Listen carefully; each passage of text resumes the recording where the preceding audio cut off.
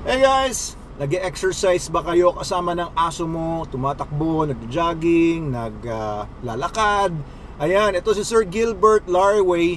Ang sabi niya, 5 kilometers, 30 minutes tumatakbo sila nung aso niyang Aspin. Ayan, sabi niya yung aso daw niyang Aspin, sarap na sarap sa SDN. SDN is the best dog food in the multiverse. Kung hindi niyo pa alam, no? Gawa yan namin sa Manalo K9. Available sa Shopee, TikTok, Lazada at sa mga dealers nationwide. Sabi niya, solid yung katawan ng Aspin niya. Yun, nagagamit niya sila pang exercises. Ayan, ako nabanggit ko sa isang video ko noong nakaraan.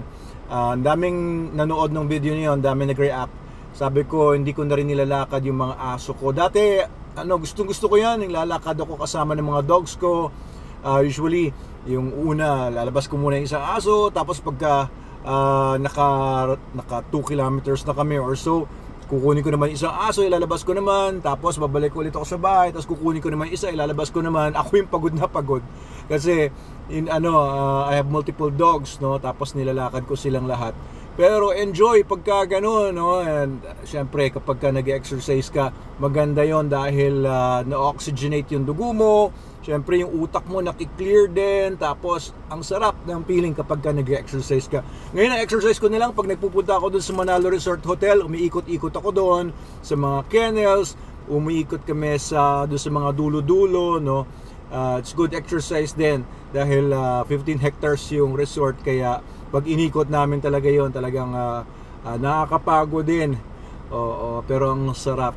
So ayan, kung gusto nyo rin na yung dogs ninyo ay maging matibay, solid, hindi liquid, hindi gas kagaya ng Aspins ni Sir Gilbert, SDN ang ipakain ninyo kasi ang taas ng protein content ng SDN, nasa 42% minimum crude protein yung formula niya, kaya yung muscles ng aso hindi manipis, makapal ang muscles nila, hindi sobra, no, pero nandun sa pinaka-ideal na kapal, pati yung bones nila solid, hindi madaling mabali yung mga buto nila, kaya talagang pang-athletic talaga. Pagka yung aso niyo gusto niyo maging atleta, yung aso niyo gusto niyo talagang pang-bakbakan, huwag kayo magpakain ng ibang dog food kundi SDN, particularly SDN 42.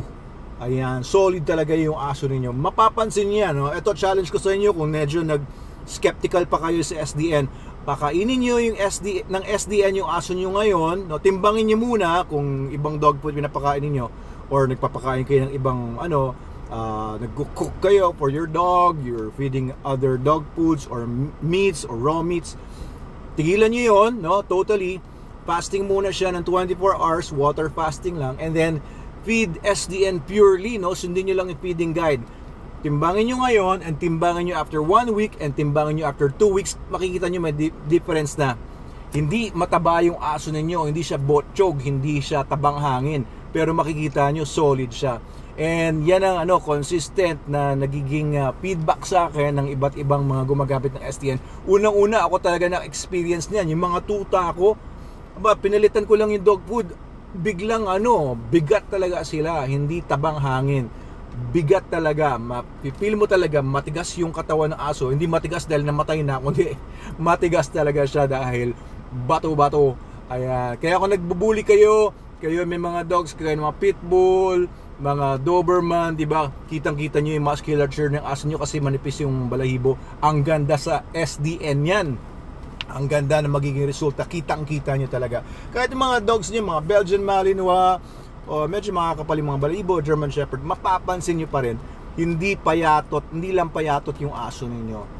Okay, so thank you po Sir Gilbert Larway sa inyong feedback. If you have other feedback, if you have other experiences about SDN, i-share nyo po sa comment section sa baba para malaman ng iba kung gaano kahusay yung SDN natin, the best dog food in the multiverse. Doc Abel Manalo po ito. Please follow and share our videos kung hindi pa kayo nagpa-follow, para makinabang din ang inyong mga kaibigan at ang iba pa. Okay, thank you very much.